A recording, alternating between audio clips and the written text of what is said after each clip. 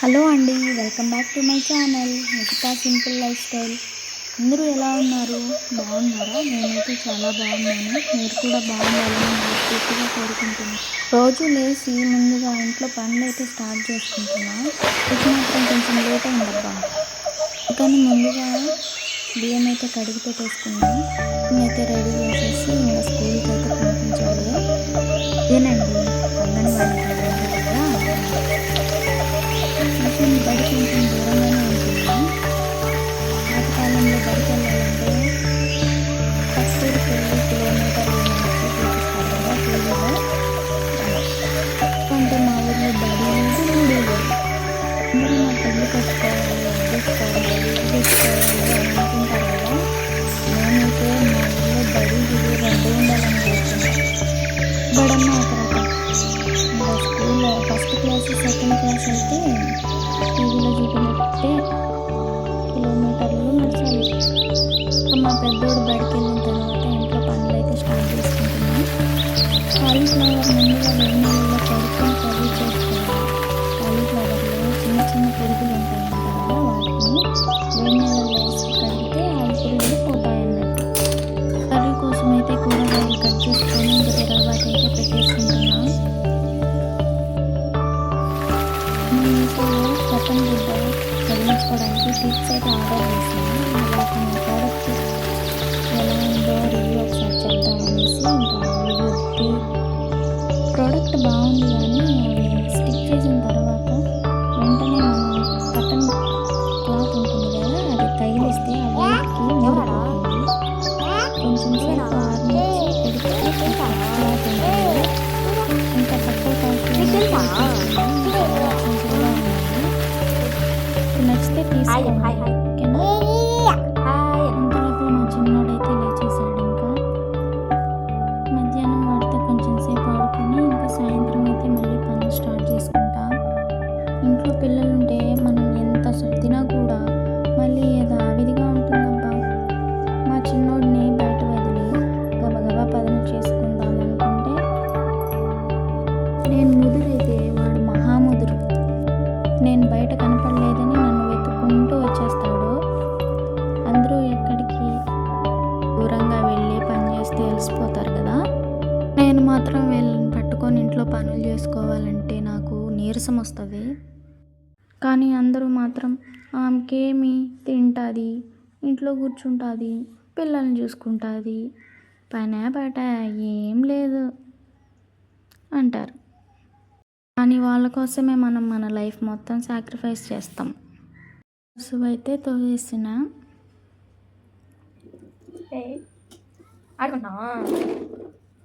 మా నాని కారుతో బాగా ఆడుకుంటున్నాడు కదా. ఆడుకుంటూ ఆడుకుంటూ వాడు ఇప్పుడు మళ్ళీ నేను బయటికి పోతే నాతో కూడా వచ్చేస్తాడు.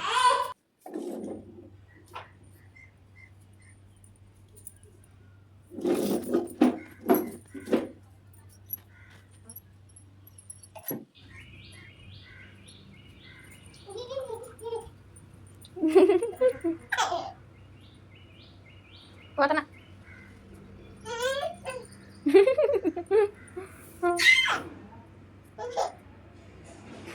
చూసారా, నేను ఎట్టపోతే ఎట్టొస్తాడు. మళ్ళీ దాంకొని మళ్ళీ నన్నే భయపెడతా ఉన్నాడు వాడు. అట్లా ఉంటుంది మా చిన్నోడితోని. వాకిలి దగ్గర అరుగులాగా ఉంటుంది కదా, అది ఎక్కడం దిగడం అంటే వాడికి ఇష్టం.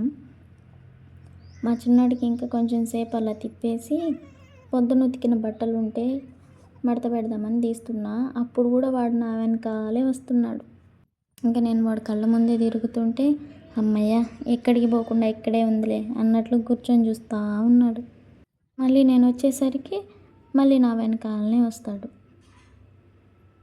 అదే మా పెద్దోని కానీ ఇంటికాడు కానీ ఉంటే ఇద్దరు బాగా ఆడుకుంటాడు. నాని అసలు నన్ను పట్టించుకోడు, వాడితోనే ఆడుకుంటూ ఉంటాడు.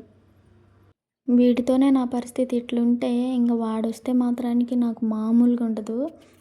వాడు బండి అయితే అక్కడ పెట్టేస్తున్నాక వచ్చి ఆడుకుంటాడేమో అన్నట్టు వాడు ఆ బండి దగ్గరికి పోకుండా మళ్ళీ నా వెనకాలే వస్తాడు. ఇంకా సాయంత్రం వ్యూ అయితే అలా ఉందబ్బా. ఇంకా బట్టలన్నీ మడత పెడుతున్నా. ఇవి మడత పెట్టే లోపలే మా పెద్దోడైతే స్కూల్ నుంచి వచ్చేసిండు.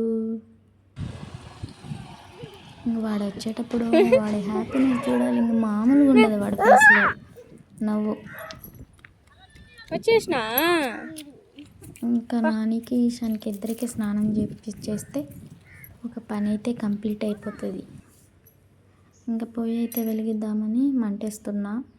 ఎండల కాలం కాబట్టి పొయ్యి వెలిగడం కొంచెం సింపుల్గానే ఉంటుంది, కానీ వర్షాకాలంలో ఉంటుంది నాకు పొయ్యి మంట వేయాలంటే అబ్బా అస్సలకే నచ్చదు. చూసారు కదా బయట ఎలా ఉందో, పైన కప్పు వేసుకోవడానికి కానీ ఇంకా కింద అడ్డు ఆపు ఏం లేదో, నీళ్ళన్నీ వచ్చేస్తాయి, కట్లన్నీ తడిసిపోతాయి, పొయ్యి అంతా తడిసిపోతుంది.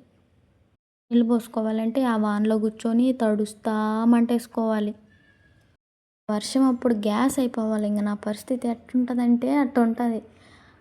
ఇట్ట నీళ్లు కాంచుకోలేను, అట్ట వంట చేసుకోలేను, ఇంక అందరూ పొస్తే. అదే ఒకవేళ గ్యాస్ ఉన్నిందనుకో, దానిపైన అన్నం కూరలు ఏవైతే చేసుకోగలుగుతాము. నీళ్ళు పెట్టుకోవడం కష్టం కదా. ఒకరికైతే ఓకే, ఇద్దరికి ముగ్గురికి ఇంట్లో ఎంతమంది ఉంటే అంతమందికి గ్యాస్ మీదే కావాలంటే ఇంకా గ్యాస్ అయిపోతుంది కదా. ఆ మాదిరి కావాలంటే ఇంకా వారానికి ఒక సిలిండర్ కావాల్సి వస్తుంది. అందుకే ఈ ఎండాకాలం అయిపోయి ఈ వర్షాకాలం వచ్చేసరికి మా ఆయనకి చెప్పి ఎలాగోలా బయట రేకులు అయితే వేపించేసుకోవాలి తడవకుండా. మా పెద్దోడు బండి నుంచి వచ్చాడో లేదు, ఇంక అప్పటి నుంచి అమ్మ పాలు పాలు పాలు అని అడుగుతూనే ఉంటాడు. ఇంక వాడికి సమాధానం చెప్పిన దాకా ఇంకా వదిలిపెట్టాడు వాడు. ఇంకా చేసేది ఏం లేక పాలైతే కాంచుతున్నాం మా పెద్దోడి కోసం. వాడి దయ అని నేను మా నాని కూడా తాగుతున్నాం. నేనైతే టీ తాగాలనుకున్నప్పుడల్లా కాంచుకొని తాగలేను, ఎందుకంటే నాకు కొంచెం బద్ధకం కదా, అందుకని. వాడికైతే ఇంకా అడిగినప్పుడు ఇంక తప్పకుండా పెట్టియాలి కదా. పిల్లలు అడిగినప్పుడు మనకి ఎట్టున్నా బాగున్నా బాగలేకపోయినా వాళ్ళు అడిగితే మాత్రానికి ఇంకా పెట్టివ్వాలి. పెద్దోడి పుణ్యమా అని నేనైతే టీ తాగుతున్నా, మళ్ళీ మా నాని కూడా పాలు తాగుతున్నాడు. ఈశాన్ చూస్తూ ఉంటే వాడు ఎనర్జీ పీక్స్లోకి వెళ్తుంది అనమాట. చెప్పాలంటే మా పెద్దోని వల్లనే నాని పాలు తాగడం నేర్చుకున్నాడు తెలుసా మీకు. ఇంకా అంతలోపల పాలు అయితే పొంగొచ్చేసినాయి. నాకు ఈ పాలు పొంగొచ్చినప్పుడు ఉంటల్లా మంట పెట్టడం మళ్ళీ ఆఫ్ చేయడం అట్లంటే నాకు భలే ఇష్టం. వాటితో నేను బాగా ఆడుకుంటా.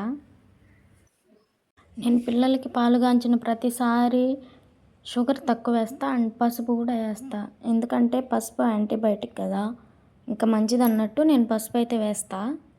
ఇంకా నేను పాలు కాంచి ఇంకా వాడి కోసం అని చెప్పి తిరగొట్టి పసుపు వేసి అన్నీ చేసుకునే లోపల ఏంది మా అమ్మ ఎంతసేపు చెప్పినా కూడా రాలేదు అనే మా ఈశాన్ వచ్చి ఒకసారి చెక్ చేసుకొని అడుగుతున్నాడు. ఇక్కడ తెస్తాలేపో బయట నాని ఉన్నాడు, బయట కూర్చొని ఆడుకుంటా ఉండండి, నేను తీసుకొని వస్తా పాలు ఎంత లోపల పో అని అయితే చెప్పాను. ఇంక నేను చెప్పి ఇంక ఈ పాలు అయితే పోసుకొని వాడి కోసం తిరగొట్టుకొని ఇంక బయటికి వెళ్ళే లోపల వాడు బయట ఉండడు. ఇంక పోతాడు గేట్ తీసుకొని, ఎట్ట పోతాడో తెలియదు. ఇంక వాడి కోసం నేను పరుగులు పెట్టి ఎత్తుక్కోవాలి, అదే నాకు పెద్ద కష్టం. అది ఆడున్నాడు వాడు, ఇంక పిలిస్తే ఇంకా మళ్ళీ సమాధానం చెప్తున్నాడు నాకు, బాబు కోసం పోయినా అనేసి.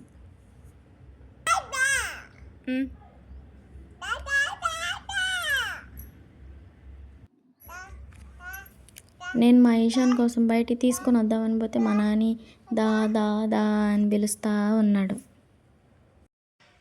ఇద్దరు పాలు తాగి బిస్కెట్ తింటూ ఉన్నారు.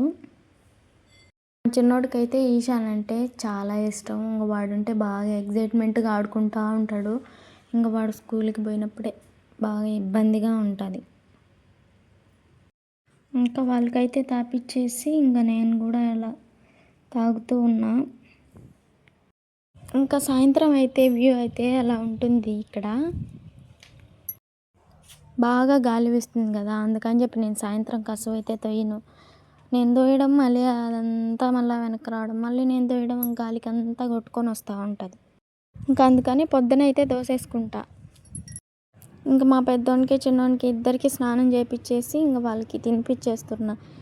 ఈశాన్ బడికి పోయి వచ్చేస్తే ఇంకా వెంటనే నిద్రపోతాడేమో అని కొంచెం తినిపిస్తే బాగుంటుంది. ఇంకా మళ్ళీ నిద్రపోతే వాడు లేడు ఏమి లేడు, అందుకని కొంచెం తినిపిద్దాం అనుకుంటే వాడు సరిగా తినలా. నాని అయితే తిన్నాడు కొంచెం. నాని ఏంటంటే నేను తినిపించడం కంటే వాడు తింటేనే బాగా తింటాడు. నేను తినిపిస్తే సరిగా తినడు. ఇంకా నేను కూడా వాడు తింటూ ఉంటే చూసి బాగా మురిసిపోతూ ఉంటాను అనమాట. ఎందుకంటే మా అమ్మమ్మ వాళ్ళ ఊర్లో అయితే కొంతమంది పిల్లలైతే ఫస్ట్ క్లాస్ సెకండ్ క్లాస్ ఉన్నా కూడా వాళ్ళకి తినడమే రాదు సరిగా. గ్లాసుల్లో అట్లా పోషిస్తూ ఉంటారు అన్నం సంగటి అట్లా కలిపి. కానీ వీళ్ళు మాత్రానికి తింటా ఉంటే నాకు బాగుంటుంది చూడడానికి. ఇంక ఈశాన్ నాని అయితే ఇంక బొమ్మలతో రొంచేపు ఆడుకొని ఇంకా మా ఈశాన్ పప్పులు కావాలని అడిగితే కొన్ని పప్పులు అయితే వేసినాయి. ఇంకా ఆడు తింటా ఉన్నాడు. ఇంకా సాయంత్రం నాకు గోపి తినాలనిపించేసరికి మా ఆయన అడిగి తెప్పించుకున్నా. ఇంకా టేస్ట్ అయితే బాగుంది అండి. డే అయితే ఇవాళ గోపితో కంప్లీట్ అయిపోయింది. ఇంతవరకు చూసారు కదా. మీకు ఈ వీడియో నచ్చితే లైక్ చేసేయండి. ఓకే ఉంటా, బాయ్.